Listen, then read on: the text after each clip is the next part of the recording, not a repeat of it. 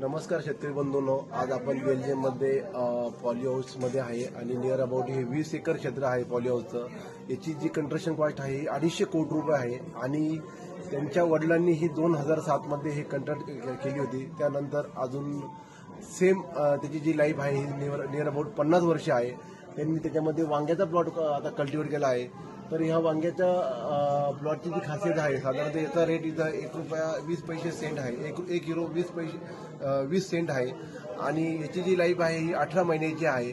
आणि याचं जे प्रोडक्शन ओव्हरऑल पर प्लॅन्ट आहे साधारणतः 40 ते 45 किलो आहे. आणि सगळ्यात महत्त्वाचं याच्यामध्ये तुमचं स्प्रेइंगचा खर्च फार कमी आहे. वर्षभरात 10 केमिकलचे स्प्रे होतात आणि पूर्ण 100% बायोलॉजिकल काम आहे. आणि त्यानंतर तुम्ही हे बघू शकता की खाली यांनी जे प्लांटेशन केलं आहे तर हे पूर्ण ग्राफ्टिंगमध्ये आहे.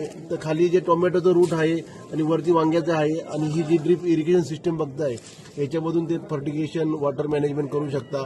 आणि हा जो बेड बघितला आहे, हा जो स्पंजी बेड आहे, ही तर एक प्रकारची एक वनस्पती येते त्याच्यापासून तो बनवतात की जेणेकरून त्याचं मॉइश्चर टिकून राहतं, सगळ्या गोष्टी चांगल्या राहतात, त्यामुळे त्यांना ते काम करणं सोपं होतं. त्यानंतर तुम्ही ही जी लाईन बघताय तर ही हिटिंग लाईन आहे. याच्यावरती तुम्ही जसं पाहिजे तसं टेम्परेचर प्लॉटमध्ये मेंटेन करू शकता आणि त्यानंतर हार्वेस्टिंगसाठी याचा ऑटोमायझेशनसाठी उपयोग होतो.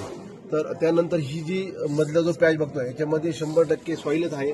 पण ह्या सॉईलला चांगलं ठेवण्यासाठी कार्बन डायऑक्साईडचा जे जास्त वापर करतात, त्यामुळं हे याचं मॅनेजमेंट करणं पूर्ण सोपं होतं आणि अतिशय कमी लेबरमध्ये हे पूर्ण मॅनेजमेंट ते करतात आणि चांगल्या प्रकारे नफा कमावतात.